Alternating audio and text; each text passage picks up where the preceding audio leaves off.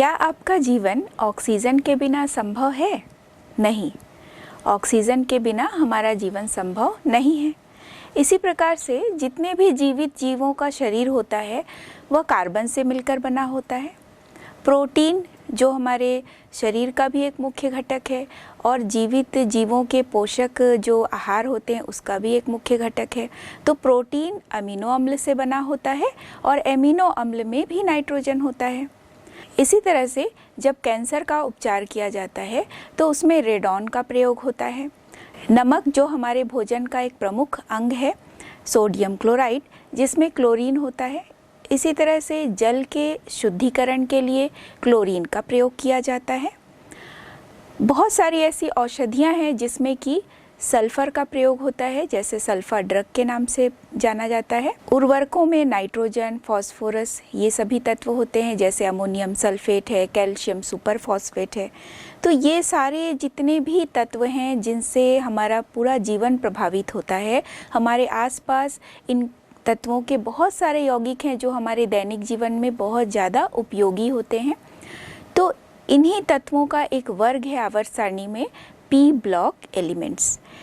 P block तत्व जो हैं आवर्त सारणी का एक ऐसा भाग है जिसमें बहुत तरह के तत्व होते हैं। कुछ धातु होते हैं, कुछ अधातु होते हैं एवं कुछ उपधातु भी होते हैं।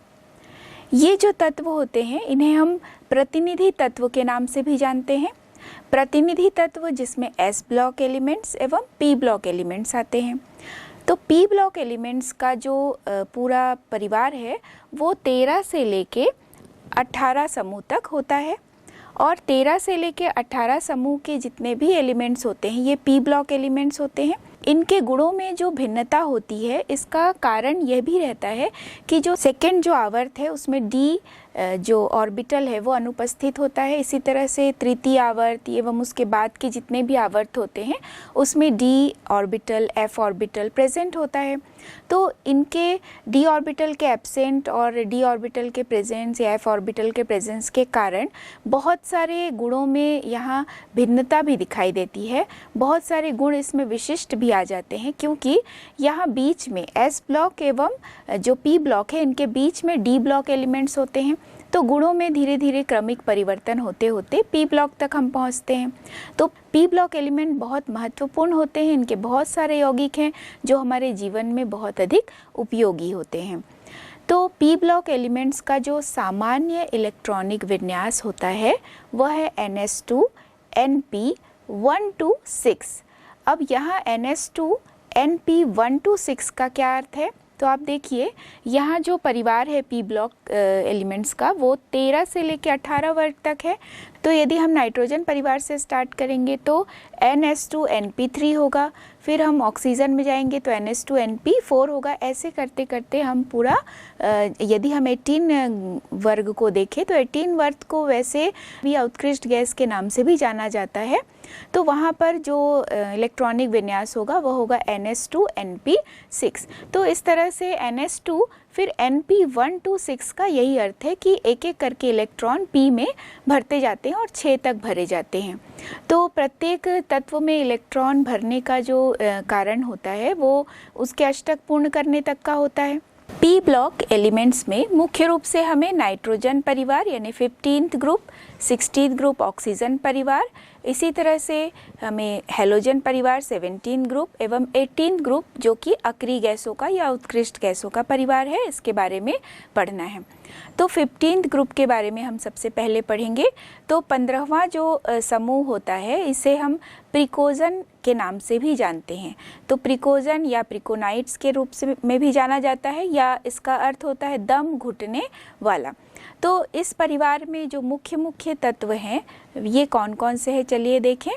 तो इसमें देखिए नाइट्रोजन, फॉस्फोरस, आर्सेनिक, एंटीमनी एवं बिस्मथ। तो ये जो nitrogen, phosphorus, arsenic, antimony, bismuth है तो इसमें से जो नाइट्रोजन है ये कुछ अलग व्यवहार प्रदर्शित करते हैं। नाइट्रोजन प्रकृति में मुक्त अवस्था में ज़्यादातर पाए जाते हैं। आप सभी ये जानते हैं कि नाइट्रोजन जो है वो वायुमंडल में आयतन के अनुसार 78% होता है नाइट्रोजन प्रकृति में N2 के रूप में पाया जाता है, अर्थात द्विपरमाणुक अणु के रूप में पाया जाता है। नाइट्रोजन खनिज के रूप में भी पाए जाते हैं, जैसे कि चिली सॉल्टपीटर के रूप में भी नाइट्रोजन पाया जाता है, जैसे सोडियम नाइट्रेट। इसी तरह से इंडियन सॉल्टपीटर, पोटेशियम नाइट्रेट या KNO3। तो नाइट्रोजन प्रकृति में कुछ संयुक्त अवस्था में कुछ खनिजों के रूप में भी पाए जाते हैं। अब हम देखेंगे फास्फोरस। तो फास्फोरस थोड़ा अधिक क्रियाशील होता है। यदि हम नाइट्रोजन से तुलना करें फास्फोरस की, तो ये ज़्यादा क्रियाशील होते हैं। तो ये प्रकृति में प्रायः मुक्त अवस्था में नहीं पाए जाते हैं, कुछ खनिजों के रूप में पाए जाते हैं, कैल्शियम फॉस्फेट के रूप में जैसे पाए जाते हैं।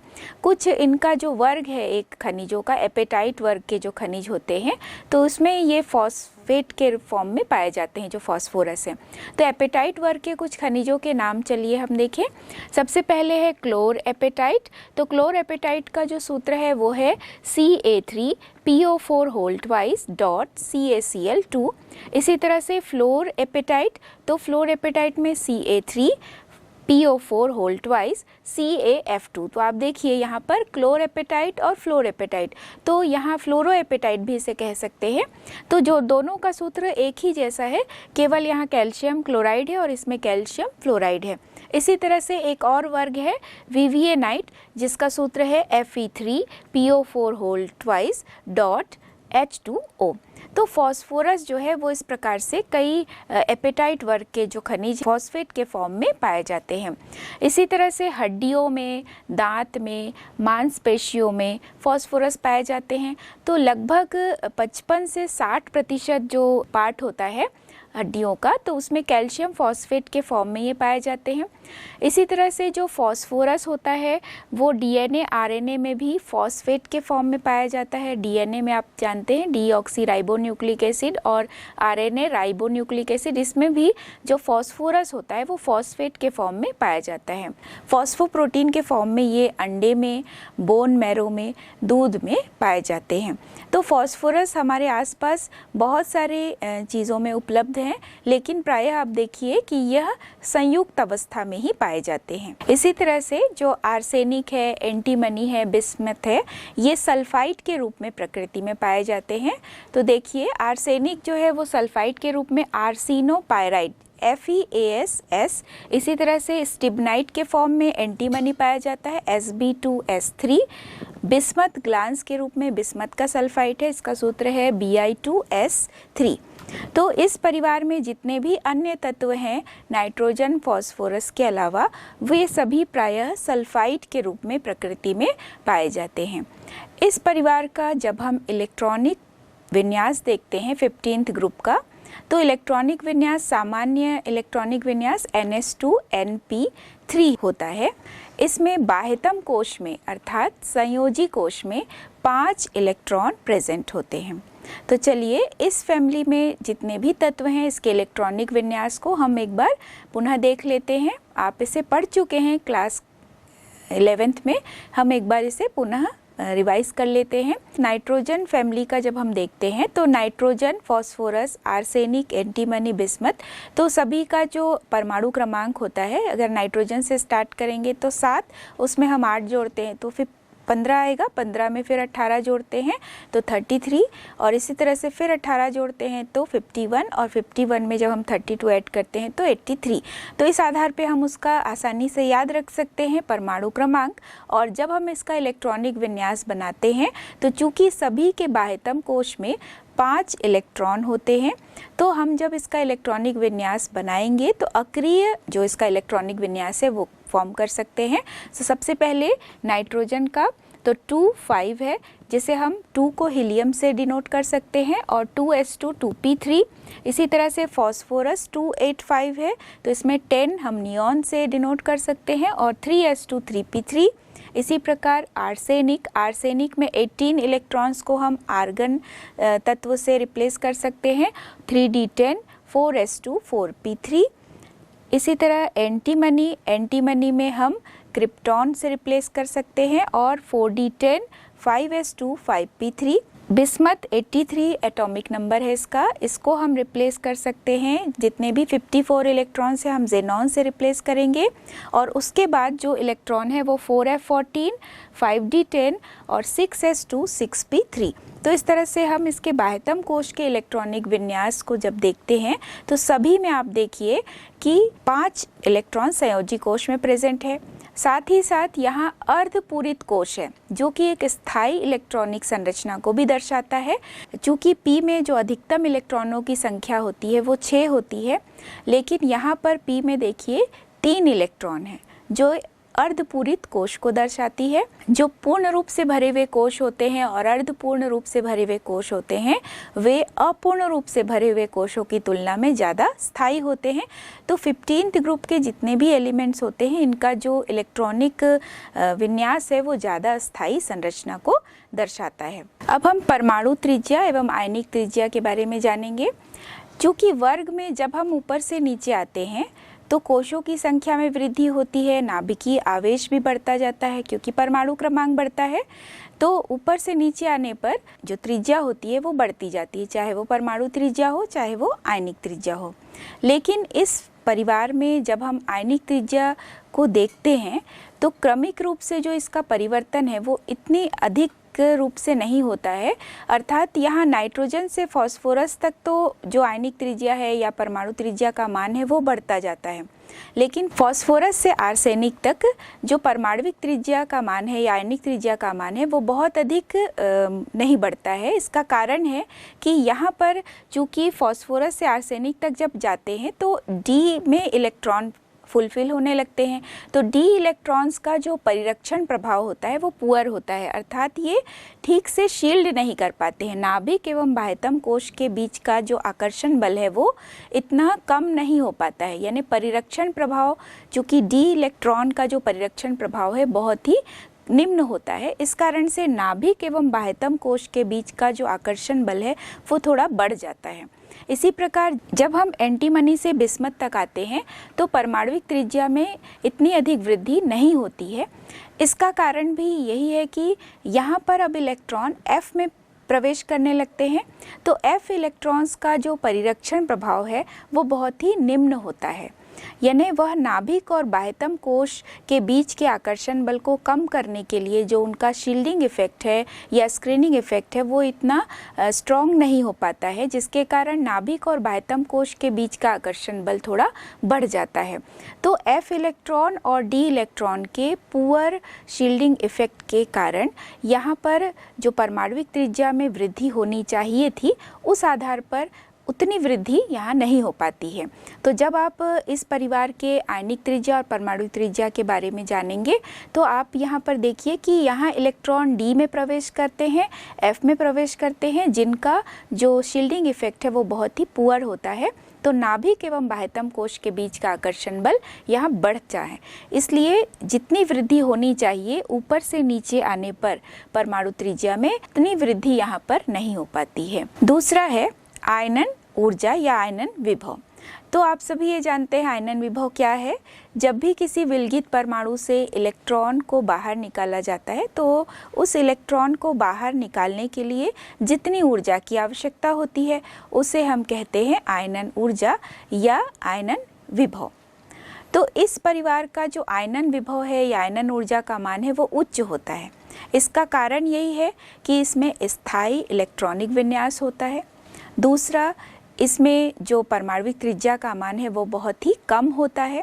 यही कारण है कि आयनन ऊर्जा का मान इस परिवार का उच्च होता है। यहाँ जब हम वर्ग में ऊपर से नीचे देखते हैं इस फैमिली में नाइट्रोजन से लेकर बिस्मथ तक, तो आयनन ऊर्जा के मान में कमी होने लगती है। ये कमी किस कारण से है? क्योंकि आकार में वृद्धि होती है। अभी हमने देखा कि परमाणु त्रिज्या या आयनिक त्रिज्या का मान जब हम ऊपर से नीचे आते हैं तो वो बढ़ने लगता है। कोशों की संख्या में भी वृद्धि होती है। नाभिकीय आवेश तो बढ़ता है, लेकिन नाभिकीय आवेश के बढ़ने के साथ साथ यहाँ पर कोशों की संख्या में भी वृद्धि होती है। परंतु आयनन ऊर्जा के मान में भी जितनी कमी होनी चाहिए थी उतनी कमी यहाँ पर परिलक्षित नहीं होती है। जैसा हमने देखा कि डी में भरने वाले इलेक्ट्रॉन या F में भरे जाने वाले इलेक्ट्रॉन का जो शील्डिंग इफेक्ट है वो बहुत ही निम्न होता है। इस कारण से यहाँ पर आयनन ऊर्जा के मान में जितना क्रमिक परिवर्तन होना चाहिए था उतना परिवर्तन दिखाई नहीं देता है। तो मुख्य कारण यही है कि यहाँ पर नाभिक एवं बाह्यतम कोश के बीच का जो आकर्षण बल है वो थोड़ा कम होने लगता है, आकार में वृद्धि होती है और कोशों की संख्या में भी बढ़ोतरी होती है। तो यही कारण है कि आयनन ऊर्जा के मान में जब हम ऊपर से नीचे आते हैं वर्ग में तो कमी होने लगती है। नाइट्रोजन परिवार में ऋण विद्युता का अर्थ है कि जब दो परमाणु सहसंयोजक बंध से जुड़े होते हैं तो जिस तत्व के ऋण विद्युता का मान ज़्यादा होता है वे उन साझेदारी के इलेक्ट्रॉन्स को अपनी ओर आकर्षित करने की क्षमता रखते हैं। तो नाइट्रोजन परिवार में भी जब हम ऊपर से नीचे आते हैं आकार में वृद्धि होती है, परमाणविक त्रिज्या या आयनिक त्रिज्या का मान बढ़ता जाता है, तो ऋण विद्युता का मान यहाँ पर कम होता जाएगा। लेकिन जो ऋण विद्युता के मान में कमी है वह इतनी ज़्यादा अंतर वाली नहीं होती है। तो यहाँ जो ऋण विद्युता का मान है वो आप देखिए कि नाइट्रोजन के लिए 3 है, फास्फोरस के लिए 2.1 है, आर्सेनिक 2, इसी तरह से बिस्मथ और जो एंटीमनी है दोनों के लिए 1.9 है। तो बहुत ज़्यादा डिफरेंस यहाँ पर देखने को नहीं मिलता है। तो इस परिवार का जो ऋण विद्युता का मान है वह अधिक होने का कारण यही है कि इसका आकार बहुत छोटा होता है, ऋण विद्युता का मान इसका उच्च होगा क्योंकि इलेक्ट्रॉन युग्म को अपनी ओर आकर्षित करने की क्षमता इनकी अधिक होती है। तो यहाँ जो नाइट्रोजन है वह पूरे आवर्त सारणी में ऑक्सीजन और फ्लोरीन के बाद सबसे अधिक ऋण विद्युतीय तत्व माना जाता है।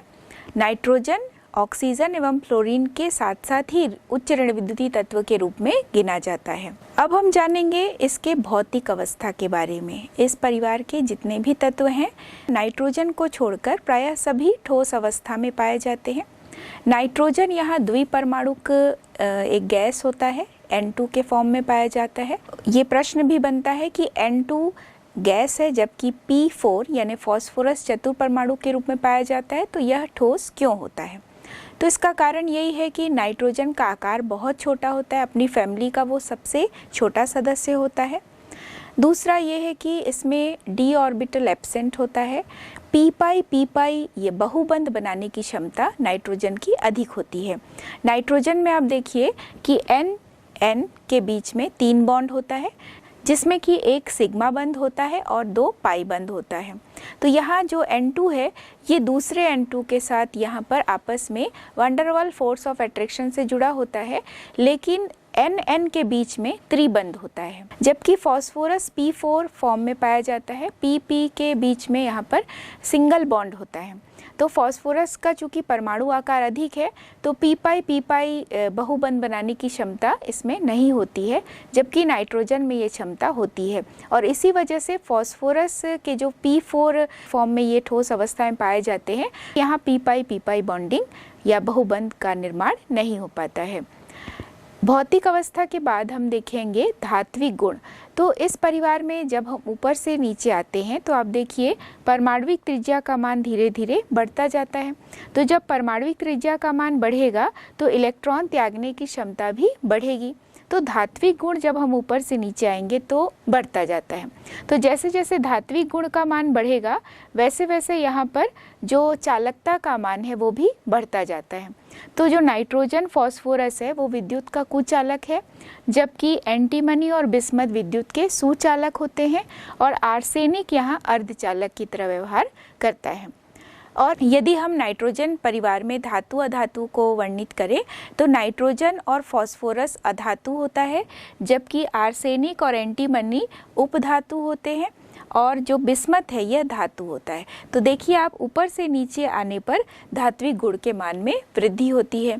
तो धात्विक गुण के मान में जो बढ़ोतरी का कारण है वह भी यही होगा कि चूंकि ऊपर से नीचे आते हैं तो नाभिकीय आवेश में वृद्धि होती है, परमाणु त्रिज्या का मान भी बढ़ता है, नाभिक एवं बाह्यतम कोश के बीच का जो आकर्षण बल है उसमें कमी आती है, तो इलेक्ट्रॉन आसानी से निकल सकता है, इलेक्ट्रॉन त्यागने की क्षमता ऊपर से नीचे आने पर बढ़ेगी।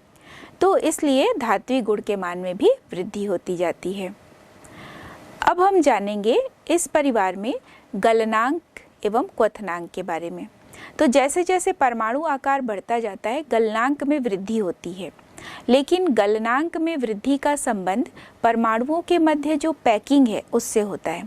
जितना अधिक क्लोज पैकिंग होगा, जितना सघन बंद होगा, उतना अधिक यहाँ पर गलनांक बढ़ेगा। तो यहाँ जब ऊपर से नीचे आते हैं तो देखिए किस प्रकार से गलनांक में वृद्धि होती है। तो जैसे जैसे यहाँ पर हम देखते हैं कि नाइट्रोजन है N2 के फॉर्म में है, फास्फोरस P4 के फॉर्म में है, तो आकार में जैसे जैसे वृद्धि होती है गलनांक के मान में भी वृद्धि होती है। तो आर्सेनिक का जो गलनांक है वो बहुत अधिक होता है, उच्च है।